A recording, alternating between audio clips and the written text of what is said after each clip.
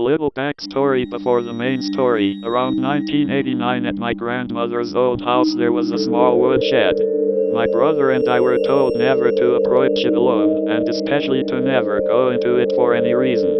This wasn't a huge problem as in my opinion, the shed appeared pretty creepy from the outside. And at the very least I knew it was a possible breeding ground for spiders, so I didn't have any reason to enter.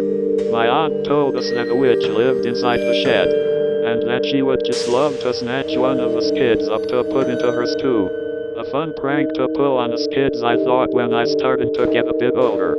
I'm not sure what to think now. We did play a game where my brother and I, along with my aunt, would sneak up to the shed as quietly as we could, and then when we were right up on it, my aunt would instruct us to listen for any noises coming from inside the shed, and if we heard anyone approaching the door to run. Of course, while we tried listening, she would unknowingly to us bang on the shed with her hand. We would take off running. My grandmother lived in an area away from us. Not too far, but not too close either. My childhood town, if you want to call it that, had its own collection of folklore. But unlike most folklore, most of these eyewitness accounts had living witnesses who would talk about a few of the happenings around this area. Some of the events talked about included ball lightning that traveled through houses, a local headless horseman, unidentified flying saucers, aliens, alien abduction stories, including one from a higher-up official, ghosts, poltergeists, and other paranormal activity that I don't feel comfortable adding to a list at this time. Let's go forward a few years. My aunt had made a Halloween decoration out of ceramic or clay for my family. It was a witch's head, and it looked something like this. This thing was creepy. I think I ended up dating her in the 2000s. Oh well, that's another story entirely. Moving on, it was a great Halloween decoration to put in a window during Halloween. However, when it wasn't Halloween, it stayed in my closet. Yay! And not tucked away, but at the very edge of the top portion of my closet. So anytime I walked into my closet, I had this face looking out into space. And that was when I was lucky. I told my parents to either tuck the face away in my closet, or relocate it to their closet. They told me there was nothing to be scared about the face, and to get over it. A term I heard a lot as a kid. Truthfully, I know why they didn't want it in their closet. I didn't want it in mine either. Occasionally I would hear movement from my closet. It would wake me up and I would try to focus on the noise. The noise would stop. I would go back to bed. This went on for a few nights.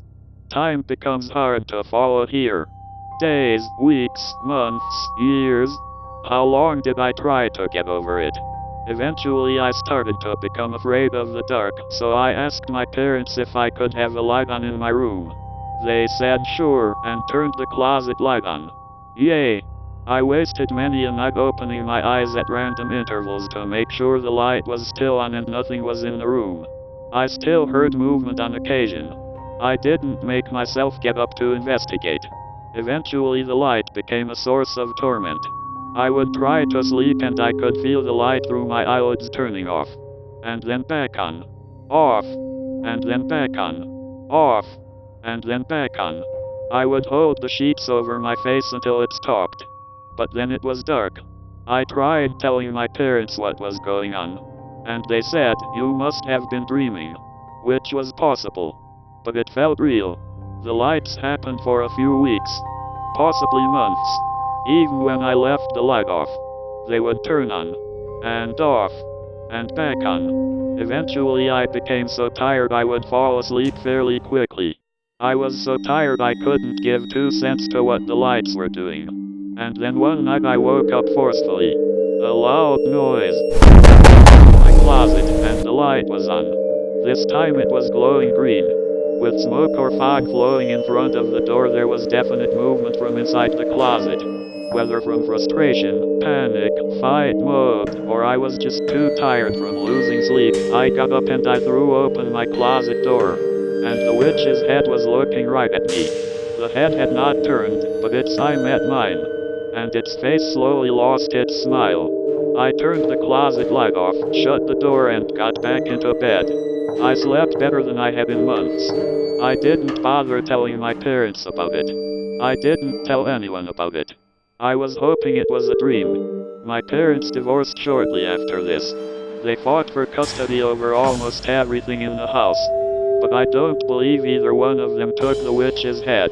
In fact, I don't know where it's located at this point. This is the point in the story where I'm supposed to say it could be in your closet. But I wouldn't wish that upon anyone. Not even if they really deserved it.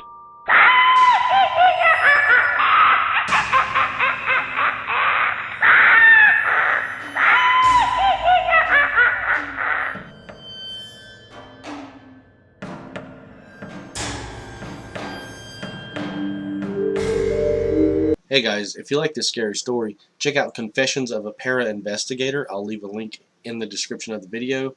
She's got a lot of stories about para-investigating, so if that's something you're into, check it out.